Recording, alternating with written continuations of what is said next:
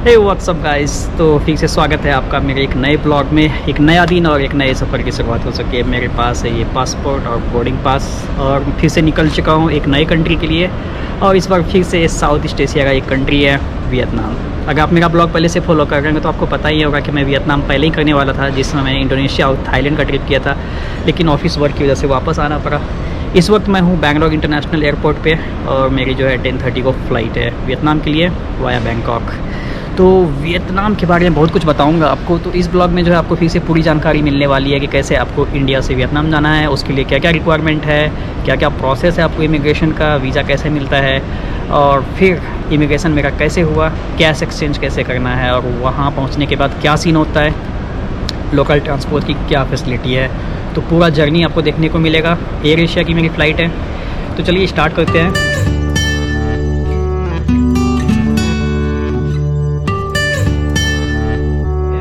सबसे पहले मैं आपको बता देता हूँ कि इंडियंस के लिए जो है वियतनाम जाने के लिए क्या क्या चाहिए।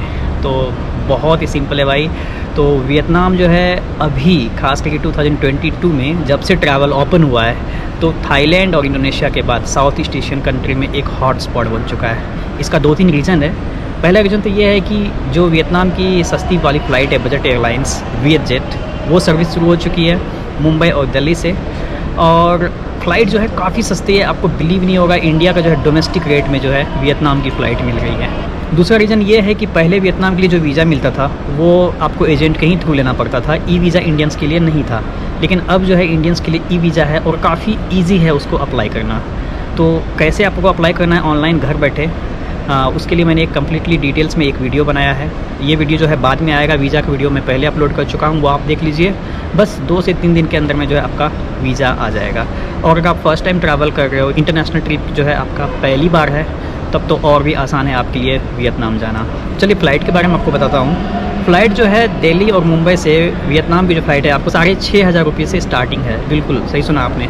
मुझे पता है बहुत लोग कहेंगे कि नहीं भाई आप गलत बता रहे हो, इतना सस्ता तो मिलता है नहीं। तो ऐसा है कि होता क्या है कि वीडियो देखने के बाद लोग तुरंत जाकर चेक करते हैं और उनको फ़्लाइट का रेट जो है ज़्यादा मिलता है, इसलिए वो कई बार कमेंट करते हैं कि ऐसा नहीं है। लेकिन ऐसा है।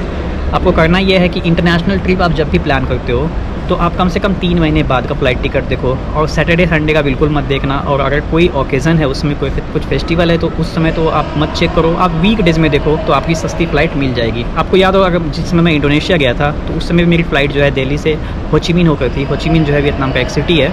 तो उस समय मैं 8,500 में जो है बाली पहुँच गया था। और उस समय जो है होचिमिन की फ़्लाइट सिर्फ 6,500 रुपये थी। सिर्फ 6,500 रुपये थी। तो अगर आप अच्छे से प्लान करोगे तो आपको मैक्सिमम 14,000 में जो है आपका आना और जाना दोनों हो जाएगा।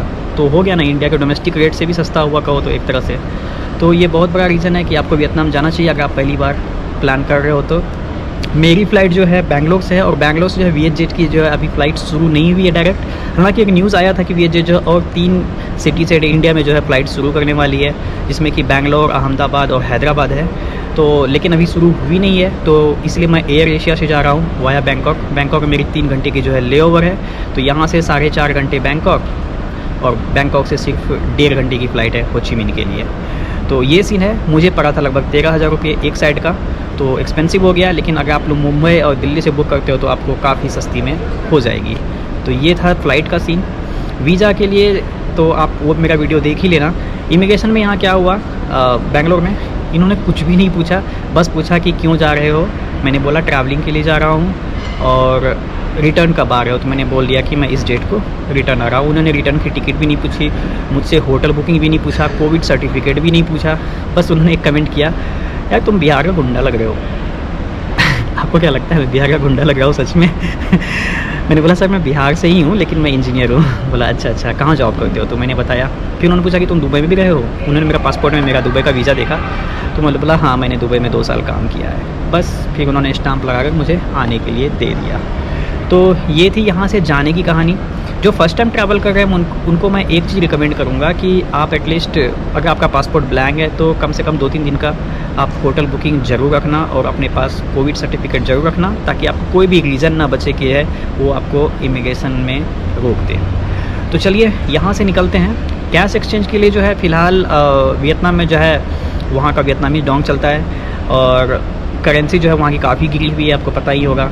1 इंडियन रुपीज़ जो होता है वहाँ का 330 वियतनामी डोंग के बराबर होता है। तो फ़िलहाल जो है करेंसी के लिए मैं ट्रैवल कार्ड यूज़ करता हूँ, मैंने उसमें कुछ डॉलर फिल कर लिए हैं और यहाँ से मैंने $100 जो है एक्सचेंज कर लिया है यहाँ पर एक्सचेंज में।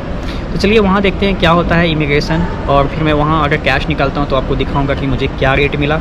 तो फ़िलहाल तो यही सीन है, तो चलिए जर्नी में बने रहिए। तो दोस्तों एयर एशिया जो है वियतजेट की ही तरह एक बजट एयरलाइंस है। इसमें भी आपको लेग स्पेस कम मिलेगा, बहुत ज़्यादा नहीं मिलेगा, और कॉम्पैक्ट सीट होती है बैठने के लिए, और इसमें जो है आपको फ्री में सिर्फ पानी मिलता है पीने के लिए। वियतजेट की फ़्लाइट में फ्री में आपको पानी भी नहीं मिलेगा, तो अच्छा है कि आप वाटर बोतल जो है अपने साथ लेकर जाओ, एयरपोर्ट पे आप उसको ज़रूर फिल कर लें। और खाने के लिए भी जो है कुछ नहीं मिलता है फ्री में, पर अगर आपको भूख लगी है तो फ़्लाइट के अंदर खाना मिल जाएगा, उसके लिए आपको पे करना होगा, और फ्लाइट के अंदर खाना का प्राइस ज़्यादा होता है, ये आपको मालूम ही है। पानी भी जो है आपको 150 इंडियन रुपीज़ में मिलेगा, लेकिन पे करने के लिए वो इंडियन रुपीज़ नहीं लेते हैं, आपको या तो US डॉलर में पे करना है या तो वियतनामी डोंग में पे करना है। और अगर आप बैंकॉक जा रहे हो तो या तो आपको थाई बात में पे करना है, और वो जो आपको चेंज देंगे वो इंडियन रुपीज़ में नहीं देंगे, डॉलर में भी नहीं देंगे, वो वहाँ की लोकल करेंसी में देंगे। मतलब अगर थाईलैंड की फ़्लाइट पकड़े हो तो थाई बात में, और अगर आप वियतनाम जा रहे हो तो वियतनामीज़ डोंग में। खैर 3.5 घंटे की उड़ान के बाद हम पहुंच गए बैंकॉक, और बैंकॉक में जो टाइम होता है वो इंडिया के टाइम से जो है 1.5 घंटा आगे है। तो एक बात मैं यहाँ आपको बता दूँ, इंटरनेशनल फ़्लाइट में मान के चलो आपकी फ़्लाइट 12 बजे रात को खुलती है इंडिया से, और 3.5 घंटे के बाद पहुँचती है, तो टाइम के अनुसार 3:30 बजे सुबह में वहाँ पहुँचनी चाहिए, लेकिन आपको वहाँ पर दिखाएगा और आपके टिकट में भी लिखा होगा 5 AM। वो इसलिए क्योंकि जो आपका अराइवल टाइम है वो वहाँ के लोकल समय के अनुसार लिखा होता है। तो इस बात को लेकर आप कंफ्यूज मत होना कि 4.5 घंटा लग गया। और फिर अगर वहाँ आपको मान के चलो 2 घंटे के ले ओवर के बाद आपकी नेक्स्ट फ़्लाइट है, तो वो टाइमिंग भी जो होगा वो थाईलैंड जो लोकल टाइम है वहाँ के हिसाब से होगा, और फिर वहाँ से वियतनाम पहुँचने का जो टाइमिंग होगा, जो आपका अराइवल टाइम लिखा होगा वो वियतनामी समय के अनुसार होगा। तो आप इंडिया टाइम से कंपेयर करके आप कंफ्यूज मत होना। तो 4 घंटे लेओवर के बाद जो है हमारी फ़्लाइट एक बार फिर से उड़ान भरी, और इस बार जो था डेस्टिनेशन हो ची मिन सिटी। रास्ते में इतना सुंदर नज़ारा देखने को मिलता है, जैसे ही आप वियतनाम में एंटर करते हो एकदम हरा भरा खेतों का जो डिज़ाइन होता है एकदम ग्रीन कलर में, वो धान के खेत, और बीच में जो नदियाँ हैं वहाँ मेकोंग डेल्टा, वो पूरा सिटी लगता है रिवर के बीच में हर जगह है फंसा हुआ, एकदम सांप की तरह आपको दिखेगा। और उसके ऊपर वाइट कलर का cloud, blue sky, city view, मतलब अमेजिंग। अगर मॉर्निंग में आप पहुंचते हो वहाँ पर तो एकदम मज़ा आ जाएगा आपको फ़्लाइट से नज़ारा देखकर। फ़िलहाल कहानी आगे बढ़ाने से पहले ये देखिए।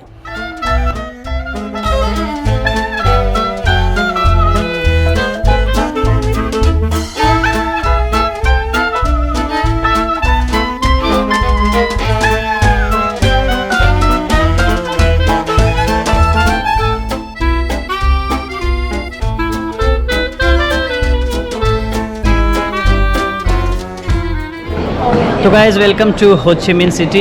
अभी मेरा इमिग्रेशन कंप्लीट हुआ है, मैं इधर से आया हूँ, ऊपर जो है इमिग्रेशन डेस्क है, और बहुत ही स्मूथ था, उन्होंने कुछ पूछा ही नहीं, बस उन्होंने वीज़ा मांगा बस, और उन्होंने स्टैम्प लगा कर दे दिया। काफ़ी सिंपल। इन्होंने वैक्सीन रिपोर्ट भी नहीं पूछा, कब आ रहे हो, होटल बुकिंग कुछ भी नहीं पूछा। लेकिन मैं रिकमेंड करूँगा कि आप लोग को डेफिनेटली लेकर आना चाहिए। अगर कहीं पूछ ले तो आपको ज़रूर दिखाना चाहिए। बाहर निकलने के बाद आपको करेंसी एक्सचेंज, सिम कार्ड एकदम हल्ला करते हुए मिल जाएंगे। सिम कार्ड जैसे मछली बाज़ार में होता है वैसे यहाँ पर, वहाँ पर भी मुझे एक मिला था, तो वहाँ वो मुझे 3 लाख डोंग में दे रहा था 6 GB, जो कि लगभग 1000 रुपये होती है। लेकिन यहाँ पर फिर इन्होंने मुझे 2 लाख डोंग में दिया है 90 GB अनलिमिटेड। यहाँ भी अलग अलग कैश एक्सचेंज भी है, वहाँ पर सिम कार्ड भी है, तो आपको अलग अलग रेट मिल जाएगा। Thank you. You need anything, passport or something? No need. No need? No need passport. Okay. You activated already? Yeah, $9. Oh, thank you so much. Can you put inside? Can you insert in the phone? SIM 2. Your SIM. My SIM card. Yes. Can you insert it? Yeah, 2 SIM. You already inserted? Oh, double SIM. Double SIM. Yeah. Double SIM. Okay. तो actually 2 SIM card होता है, same with same number. Same number. Only unlimited. Okay, it has only data. Yeah, No, only data. no. Okay, No okay. phone. Okay. So no number also. Okay तो इस SIM card में जो है सिर्फ data मिलेगा आपको, इसलिए कोई नंबर नहीं है, और आपको 2 सिम कार्ड मिलेगा। तो एक यहाँ जो है एक्स्ट्रा है और एक को इसने जो है अंदर कर दिया है। Thank you so much. Okay. भाई ये देखो 5-5 लाख के नोट हैं और मैंने अभी 20 लाख वियतनामी डॉन्स निकाले हैं, मतलब 2 मिलियन। और मुझे कटा है $83, जिसमें कि मुझे ट्रांजैक्शन फ़ी भी काटा है सिटी बैंक ने, जबकि मेरा मल्टी करेंसी कार्ड है। और 60,000 वियतनामी डॉन मुझसे कट किया गया है। तो मैंने 2 मिलियन निकाला है तो $83 कटा है। तो समझो अगर आप 1 मिलियन निकालोगे 10 लाख तो आपका $41 कुछ कटेगा। तो 1 मिलियन जो है $40 के आसपास है। आप गूगल से चेक कर लेना क्या रेट पड़ा है। तो फ़िलहाल मेरे पास कैश भी है अब, और मैं ग्रैब टैक्सी बुक करता हूँ, यहाँ से निकलता हूँ और यहाँ पहुँचने के साथ ही आपको हर चीज़ ऑफ़र किया जाएगा जैसे इंडिया में होता है। तो अच्छे से स्वागत हुआ है। तो चलिए हम ग्रैब करते हैं और निकलते हैं। उससे पहले मैं आपको एक बात बता दूं कि यहाँ पर भी आप जैसे एयरपोर्ट पे पहुँचोगे तो आपको लोग सिम कार्ड के लिए तंग करेंगे, कैश एक्सचेंज के लिए पूछेंगे और सबसे बाहर टैक्सी के लिए पूछेंगे। हालांकि बहुत ज़्यादा तंग नहीं करेंगे इंडिया की तरह, लेकिन आपको इसी का सामना करना पड़ेगा, हर लोग पूछेंगे। तो आप समझदारी से काम लेना। सबसे अच्छा है कि आप जो है हर जगह रेट पता करो, उसके बाद जो बेस्ट चॉइस है आप वो काम करो। और ट्रांसपोर्ट के लिए जो आप ग्रैब ऐप यूज़ करो। ग्रैब बाइक जो है वो ज़्यादा सस्ती है ग्रैब कार से। तो फिलहाल मैं निकल रहा हूँ, इस ब्लॉग को यही ख़त्म करता हूँ गाइज़। उम्मीद है आपको सारा इन्फॉर्मेशन मिल गया होगा, SIM card, money exchange, local transport के बारे में और वीज़ा के बारे में, इमिग्रेशन के बारे में, फ़्लाइट के बारे में, हर कुछ के बारे में। तो इंतज़ार कीजिए मेरे अगला ब्लॉग का, आपको मज़ा आएगा देखने में वियतनाम का ये सीरीज़। मिलते हैं अगले ब्लॉग में, तब तक के लिए गुड बाय, टेक केयर। जाने से पहले एक इम्पोर्टेंट इन्फॉर्मेशन, हो ची मिन्ह में जो है बाइक स्टैंड जो है एयरपोर्ट के जो है डोमेस्टिक टर्मिनल के पास है, लेकिन आप पहुंचते हो इंटरनेशनल टर्मिनल के पास। तो जब आप ग्रैब बाइक बुक करोगे तो वो आपको बुलाएगा डोमेस्टिक टर्मिनल के पास, जो कि वहाँ से आपको 5 मिनट वॉकेबल दिखाएगा। तो मुझे बहुत गर्मी लग रही थी, बहुत ह्यूमिडिटी, तो मैंने वेट नहीं किया, तो मैंने फिर कार बुक कर ली और मैं कार में आ गया ग्रैब कार से। कार का पिकअप पॉइंट जो है इंटरनेशनल टर्मिनल के एग्जिट के ही पास है। तो इसका 1,20,000 वियतनामीज डोंग लग रहा है मुझे, जो कि लगभग 400 रुपये के आसपास होगी। ठीक है चलो, फर्स्ट टाइम इतना चलता है। तो फिलहाल मैं इनोवा से जा रहा हूँ, देख लो ये आप, ऐसा इनका इतना शानदार। यहाँ पर इनोवा भी कैब में चलता है, क्या बात है, इतना शानदार, देखो इतना कंफर्टेबल।